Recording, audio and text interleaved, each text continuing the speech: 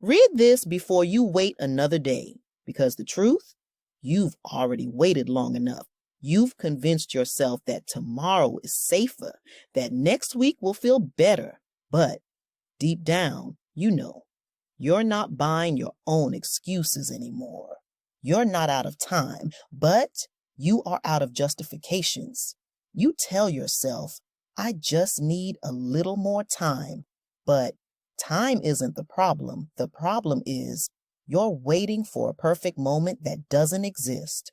No green light, no magical clarity, no perfect version of you that suddenly shows up and makes it easy. There's just now. And every time you say someday, you delay the life that's already trying to meet you. You wait for a sign. But what if this is the sign?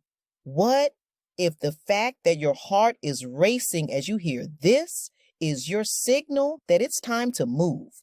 Because someday, it's not real. You won't find it in your planner. It won't show up after the next paycheck. It won't arrive with more confidence or less fear. Someday is a polite graveyard where your wildest ideas go to rest, not because they couldn't live, but because you never let them breathe.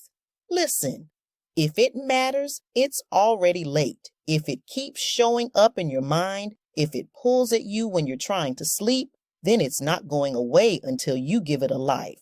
Not when you're ready, not when things settle down, not when it's easy, just now. Do you really think the people you admire felt ready? Most of them started with nothing, just a whisper in their gut that said, go. And that's all you need. You don't need a new version of you. You just need to trust the one already trying to rise. You don't need another course or another plan. You don't need 10 steps to success. You need to decide. Decide that you're done shrinking. Decide that you're done rehearsing a life you're not living. The world doesn't reward perfect people. It rewards people who move. Let it be messy. Let it be awkward. Let it be small at first. But let it begin. Because the truth is, the door you're staring at, it's not locked.